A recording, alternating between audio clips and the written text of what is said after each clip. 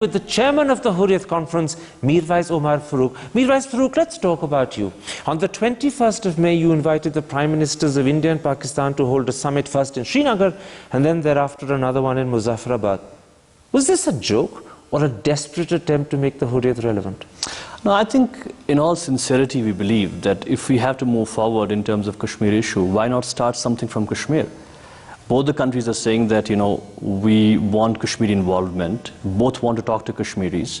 Why not start something where what we say, Qaziya-e-Zameen, Barsar-Zameen? But doesn't this sound a bit like the tail wagging the dog? No, I don't think so. I think that, in all honesty, I think that it's a workable solution. I mean, Prime Minister of India has been saying that, we want to have a roundtable discussion on Kashmir.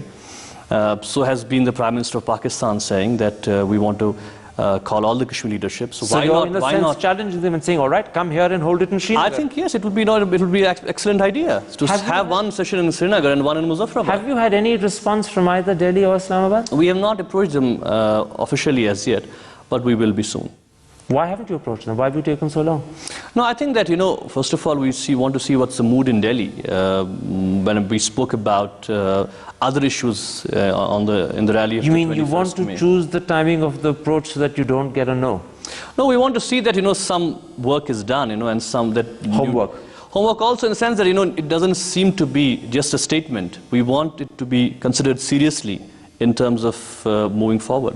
What about the fact that both Delhi and Pakistan in their own language are indicating that whilst they're happy to consult the Kashmiris, they're not going to give you a veto, which means that they'll sort out Kashmir on their terms and you'll only have a side role?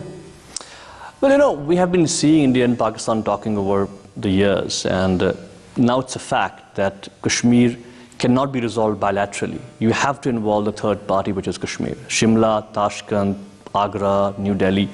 These are all agreements which have failed primarily because Kashmiris were never consulted and involved. But I think it's important. It's important in the new scheme of things. You say they must involve the third party, and I'm sure there's a lot of support for that position in Kashmir itself. But the problem is that now that Gilani and Zardari are prepared not to give the Kashmiris a veto and are publicly saying so, they're actually supporting New Delhi's reluctance to bring you into the picture. I don't think so. I mean, we have never wanted a veto power. In fact, if you look at the Hurriyats, So you just want to be consulted? No, we want them that they should not only consult the leadership in Kashmir, but involve them in terms of what we suggested. In terms, Hurriyat was the first one to suggest a triangular dialogue, but you see, where India talks to Kashmir, Pakistan talks to Kashmir, and they talk between each other. But talking is one thing. They may talk to you, but if they don't heed you and they don't give you a veto, then what's the point of it? There's no... I mean, that's why things have not moved, because they have not taken the Kashmiris seriously.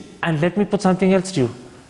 The language being used by Pakistan now seems to suggest that slowly and steadily they may be coming around to the Indian position that Kashmir is important, it has to be sorted out, but it's not a core issue. Because you see, although Zardari and Gilani still call it a core issue, they aren't behaving as if it's core, and the next stage will be to even stop calling it core. Again, that's a problem for you. This is that we are trying to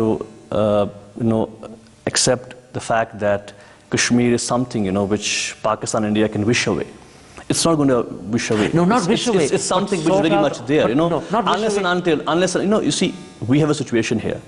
You have hundreds and thousands of troops present on the ground. People are getting killed. Yes, violence has come down, but in terms of violence, is not the only issue. Militancy and violence is not Kashmir issue. Kashmir issue is more than violence. Absolutely. It's not that they wish to wish it away. They can't, and they know it. They want to sort it out on their terms, which may not be the terms that suit you and Kashmiris. And this is the problem. They have not put down any terms as such. We are going to Pakistan. We'll talk to the government in Pakistan. We talked to the government in India. When in 2004 we started dialogue with Delhi. And we came up very seriously and very openly. And we said, we are ready to discuss suggestions, proposals, provided Delhi takes some measures. So, see what has happened, what has happened is that it's been a one-way process. Whatever Pakistan has said, yes, there is flexibility in Pakistan, which is needed. There's flexibility in Kashmiri leadership, which I feel that we are the ones who are suffering, so there has to be flexibility from our side. But you don't see any flexibility from the Indian side. So all these efforts put together, we are not going to move forward unless and until India also comes on and accept the fact that, we have to think out of Aren't you the worried box. that the flexibility from the Pakistani side is actually feeding into India's interest? I think for which the is one first reason time, why India is not if you being ask me flexible. my honest opinion, I think for the first time, in terms of politics, I would say, Pakistan has played the cards very well. They have said that we want Kashmiri interests to be paramount. They haven't said that. They have. They haven't. In the sense, if you look at, Gilani said the opposite to me. no, if you look at what the governments of Pakistan have been saying in terms of Kashmiri aspirations, they are saying that that we want But no veto. Kashmiris to be at the top in terms No of veto, consulted, no, we but don't no want the veto. I would quote the statement which General Musharraf made to me in person. But he no longer counts. No, but I think he counts in terms of says that he's still the president, still commands respect among people. And in terms of Kashmir policy, I would say that I believe personally, whatever wrapping you might go around doing it, but I think more or less, if we are to move forward, it is in and around the 4 points proposal. Let me put it like this. We have only a minute left. All the signs from Pakistan suggest that you're going to get a warm welcome, but you're not going to get much more. Delhi is not even talking to you at the moment.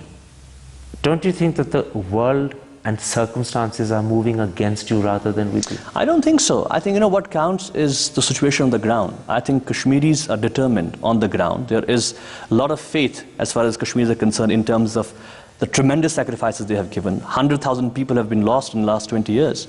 Yes, we can forgive, but we cannot forget. And that faith and that determination keeps you going. It does. It's the only thing we have. It's the only thing which will keep us going in future also. Mirwaiz, Farooq, a pleasure talking to you. Thank you very much.